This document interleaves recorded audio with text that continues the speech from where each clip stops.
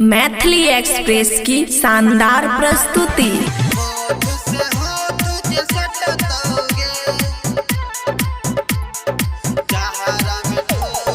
DJ लाल बाबू राजा, DJ लाल बाबू राजा। होठ से होठ जे सटतोगे, जहारा में ठोर न फटतोगे। होठ से होठ जे सटतोगे, जहारा में ठोर न फटतोगे। चमकत रहतो चेहरा तोहर, चमकत रहतो चेहरा तोहर। ब्यूटी न कनियो घटतोगे। होठ से होठ जे सटतोगे, जहारा में ठोर न फटतोगे। होठ से होठ जे सटतोगे, जहारा में ठोर न फटतोगे।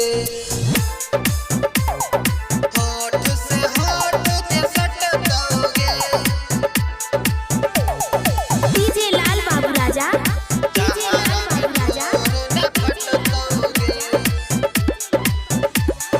बिना रजाई के रहबे छोड़े हरदम गरम गे।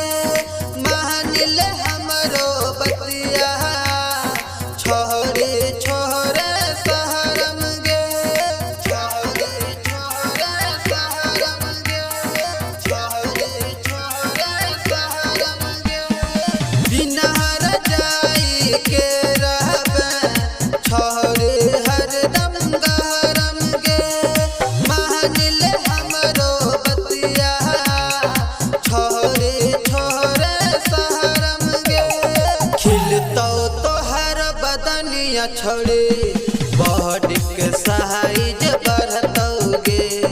खिलतो तोहर बदनिया छोड़े, बॉडी के साइज